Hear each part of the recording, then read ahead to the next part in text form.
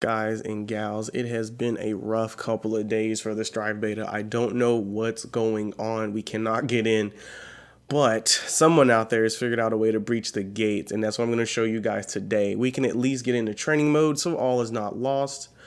When we're in training mode, we can actually learn a thing or two about our characters, what we like, what we don't like. So yeah, I'm going to show you guys how to get in there and have a good time. So normally this is what ends up happening. You can't do anything. You end up staring at this screen forever. The first thing you're going to want to do, if you haven't already, is make a new PSN account. You don't need PlayStation Plus on it. All you need is an email. Go ahead and register it. Log into that account on your PS4, and then open up the beta. Okay? When this prompt comes up, you're going to select no. You don't want to register online, and then you want to proceed. This is going to technically, I guess, lock you out of online features, but at least you get to get into the training mode. This is not 100% guaranteed to work their first time, but if you try enough times, you will get in, as I got in after doing this for a few times. All right, just stay strong. But once you get in, let's talk about what we're going to do. Holy shit, boys, we fucking snuck in. I'm going to show y'all what you need to know. I don't know why I whispered, but shit, I gotta fucking whisper, dude. I just want to make it out fucking alive. All right, so let me tell you guys what you do once you break through the gates. Oh, no, not two guys. That's a little bit too much. See what I did there? Okay, no. All right, yeah, you slide your ass right into training. Don't waste no time. They will get you. They will get you. Dum, dum, dum, dum.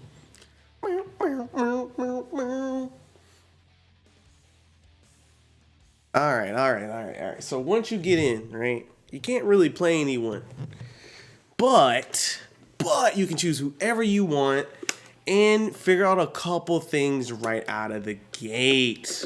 If you didn't already know, you can't really go from your punches into your kicks, right? Your punches typically kind of chain into themselves. And if you have the appropriate command normal, you can go right into your normals and whatnot, right? If you didn't already know that, you can. Normally, down kick will go into dust. I apparently don't have a dust button. I don't have my button set up, so let me just go ahead and take care of that real quick. There is a dash macro. You definitely want to set all this stuff up, but I've already mentioned all this in a previous video. And you're definitely going to want a record and play button set up too. We'll get into that in a minuto. So first things first, what is plus and what is not plus, right? So we have these handy dandy commands lists. They pretty much give you everything you need to know, right? As far as your character, the enemy character that you've chosen, and the system mechanics, which I think this is beautiful. Sweet Gatling combinations, all that great stuff. If you didn't already research the game before you got in, it's all there. Now you're caught up. And the great thing about the character-specific stuff is you can see you get a little video on the right-hand side. That way you know exactly what the proper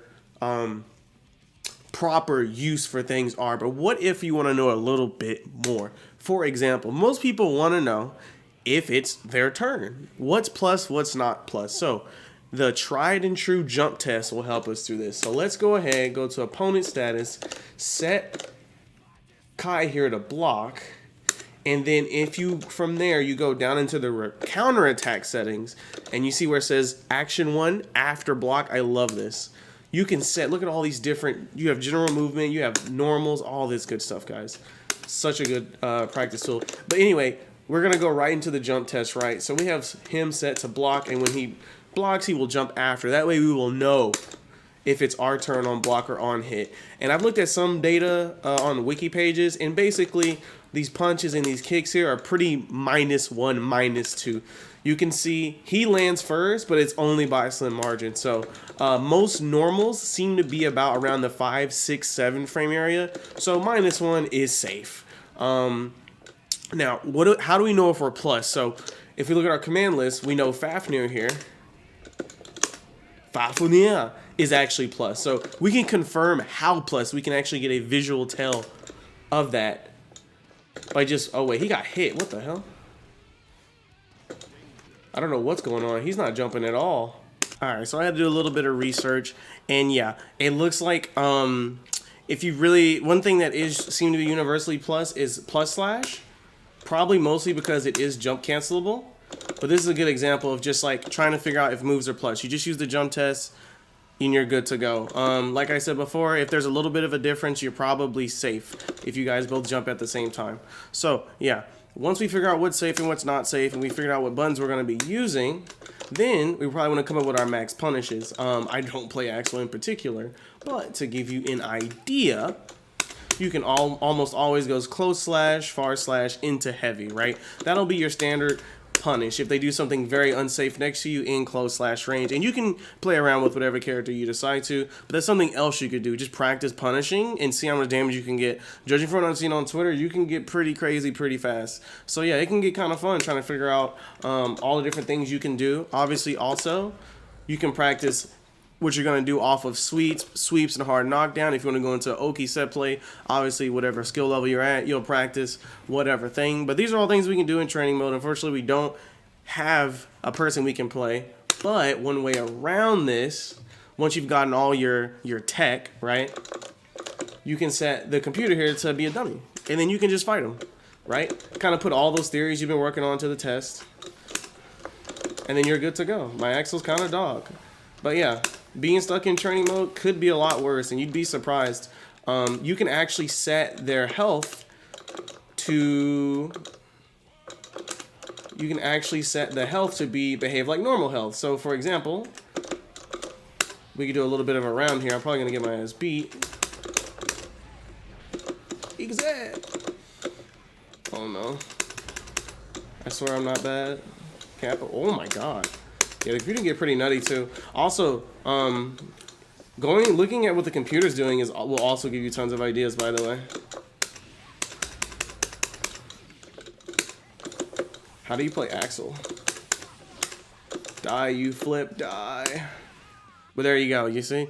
And it's just like a real match. It says slash, round resets, and you're good to go. So even though we can't play against people, we can at least play against the computer and kind of get some battle knowledge there.